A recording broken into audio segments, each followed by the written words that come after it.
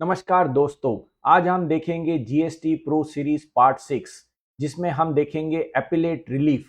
तो दोस्तों, पहले वाले पार्ट्स में हमने देखा था कि कैसे डिमांड और एपिलेट रेमेडीज अवेलेबल है टैक्स पेयर के लिए, जो कि ये सीरीज है हमारा बैकग्राउंड मटेरियल जो आईसीएआई ने इशू किया था उसके बेसिस पे। फिर पार्ट 2 में हमने देखा था general principles to remember in case of GST, यानी लिटिगेशन के अंदर कौन से जनरल प्रिंसिपल्स ध्यान में रखने चाहिए। फिर पार्ट 3 में हमने देखा था एविडेंस का importance, facts, burden of proof, GST litigation में आगे जब हमको अपील फाइल करनी है उसके लिए क्या ध्यान में रखना चाहिए। फिर पार्ट 4 में हमने देखा था कि कैसे लॉ इन मोशन आता है, कैसे डीआरसी 01, फिर असेसमेंट्स, स्क्रूटिनीज, ऑडिट्स कंडक्ट होते हैं। और उसके बाद में अब आते हैं हम पार्ट 6 जो कि मोस्ट इंपॉर्टेंट पार्ट है, वो है एपिलेट रेमिडीज, जिसके अंदर हम सबसे पहले देखेंगे पर्सन्स एग्रीव्ड, यानी कौन है जो अपील फाइल कर सकता है।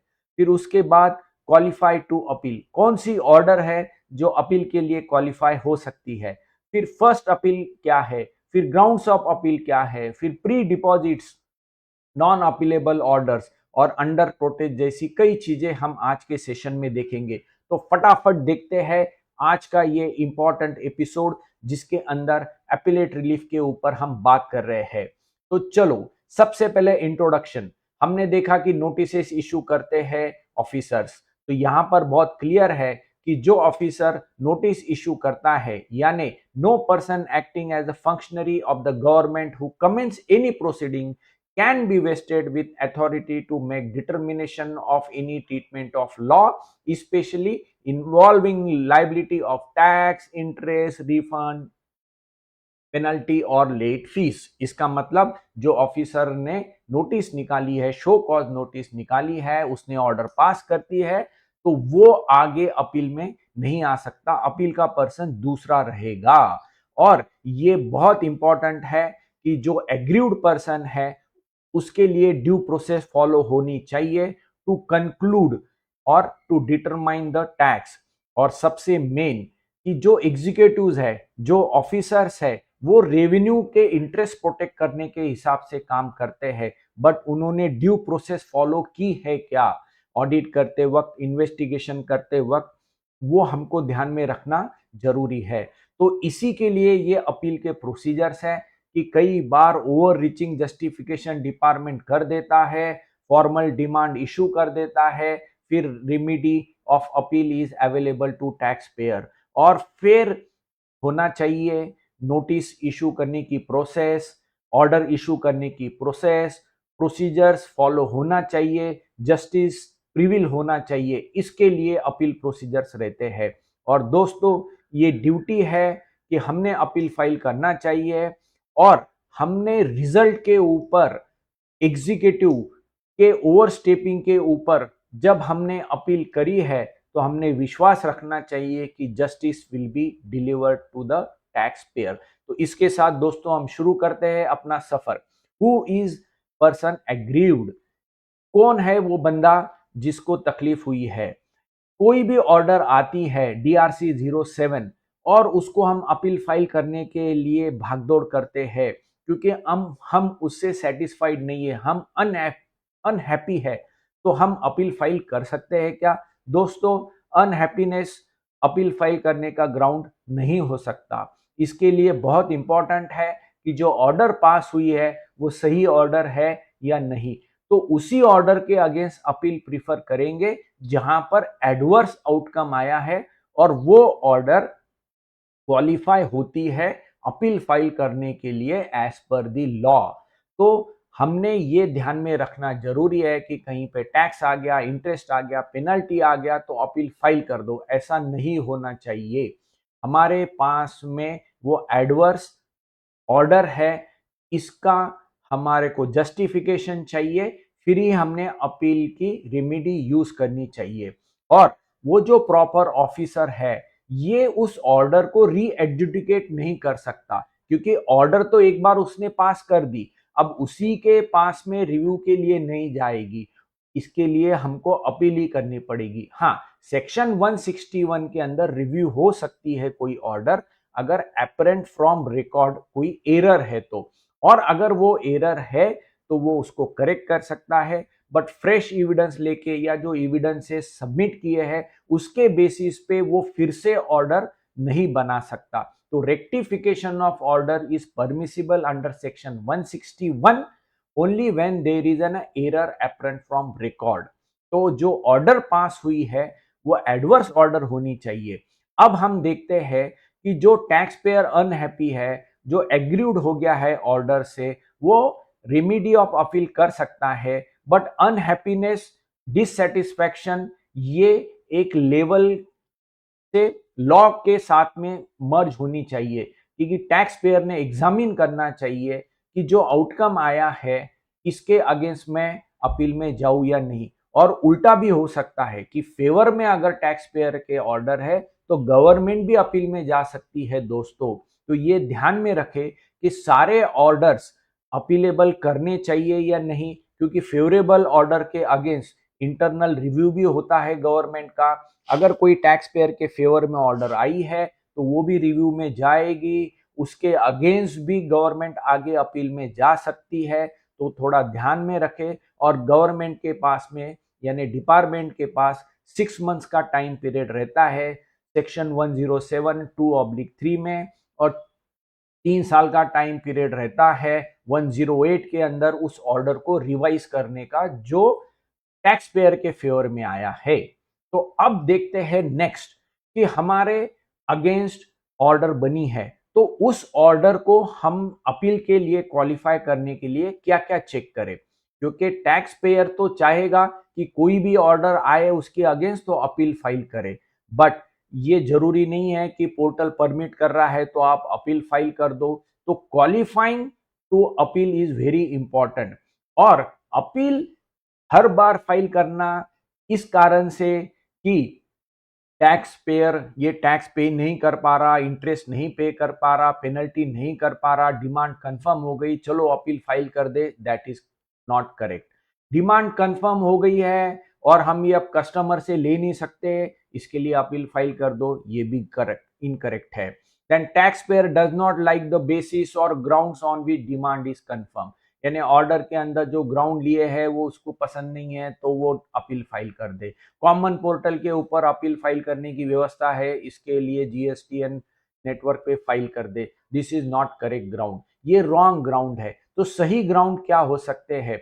नंबर 1, जो डिमांड कंफर्म हुई है वो इरोनिमस है, गलत है अंडरस्टैंडिंग ऑफ फैक्ट्स के ऊपर, और जो टैक्स ट्रीटमेंट दी गई है वो not as per the law है।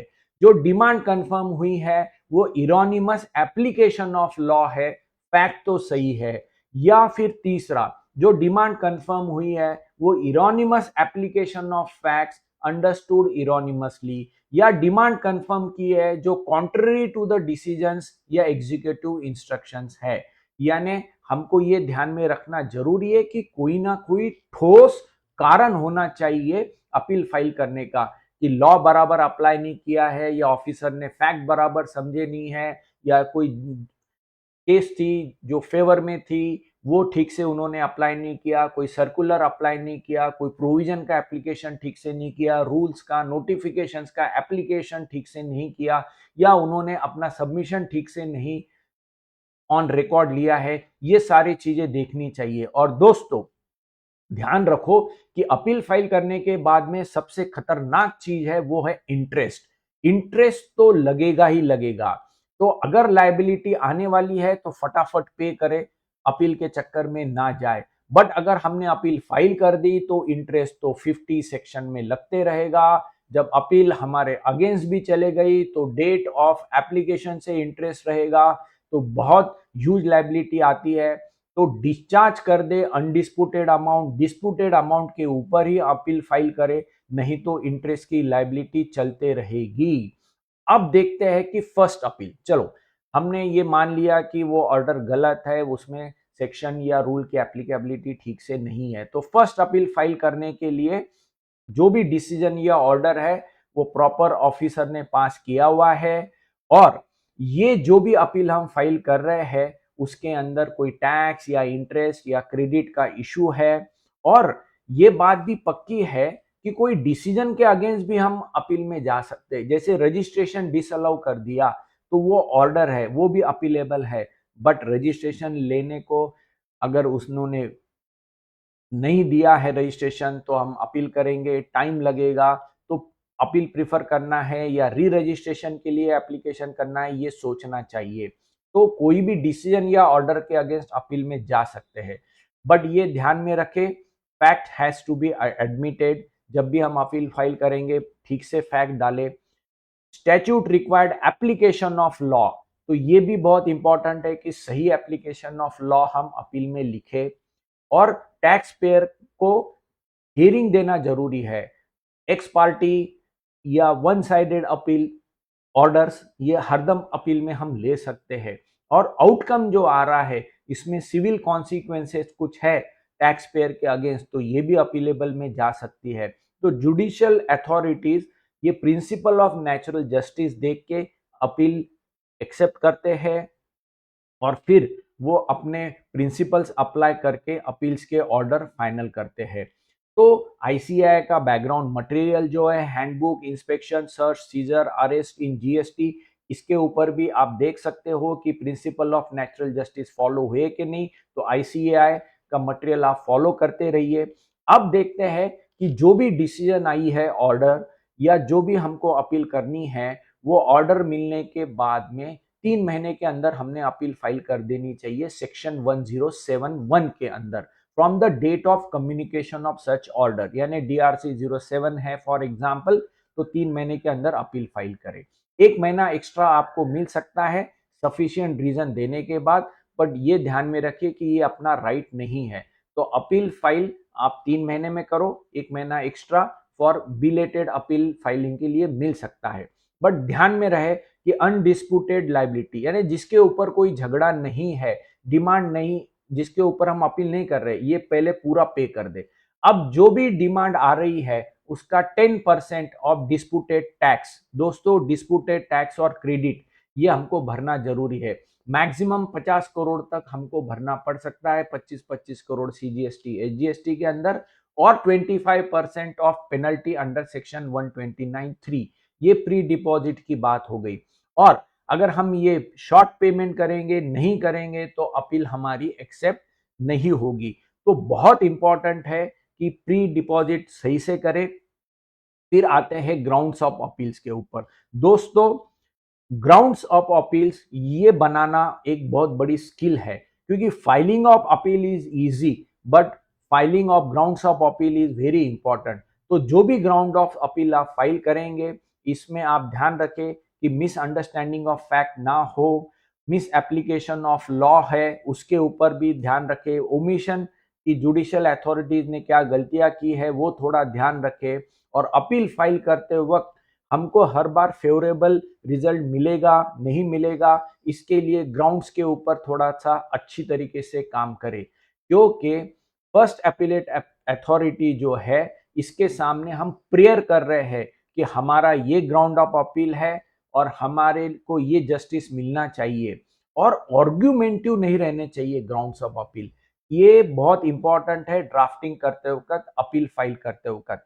और मोस्ट इंपॉर्टेंट एक जो ऑब्जेक्टिव है वो ये है कि आर्गुमेंट्स अलग करे, ग्राउंड्स अलग करे। यानी आप ठीक से फैक्ट करें कि भाई हमारा क्या से है, फिर हमारी क्या प्रेयर है, उस हिसाब से हम चले।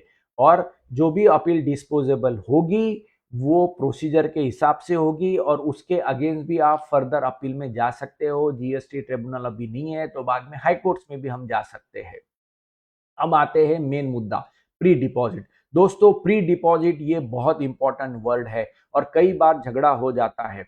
इसमें हमने अनडिस्प्यूटेड टैक्स तो पूरा भरना ही चाहिए, यानी जिसके ऊपर हमारा झगड़ा नहीं है वो टैक्स, इंटरेस्ट, पेनल्टी, फीस पूरी भर दे।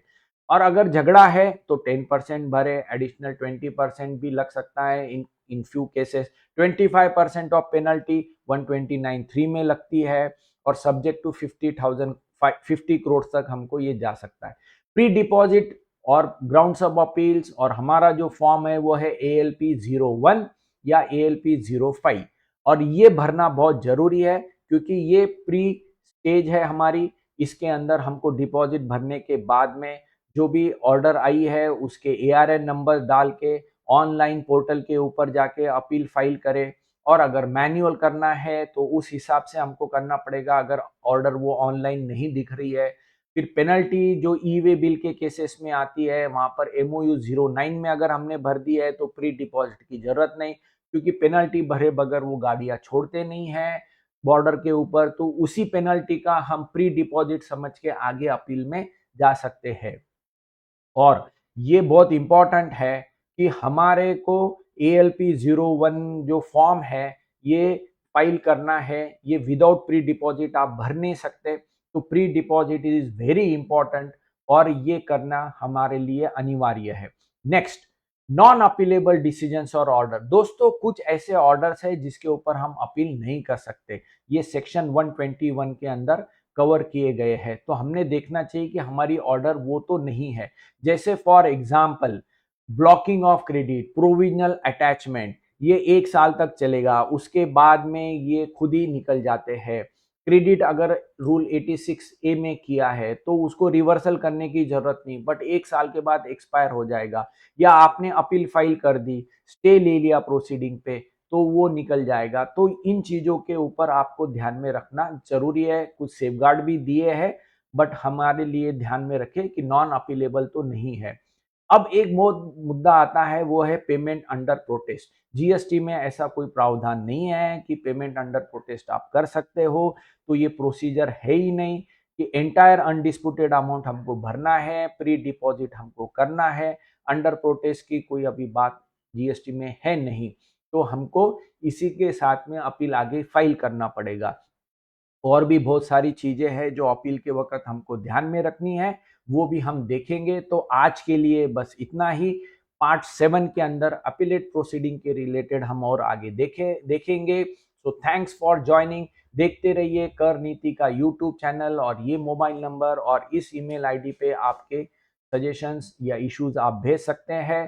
तो thanks for watching this part 6 of GST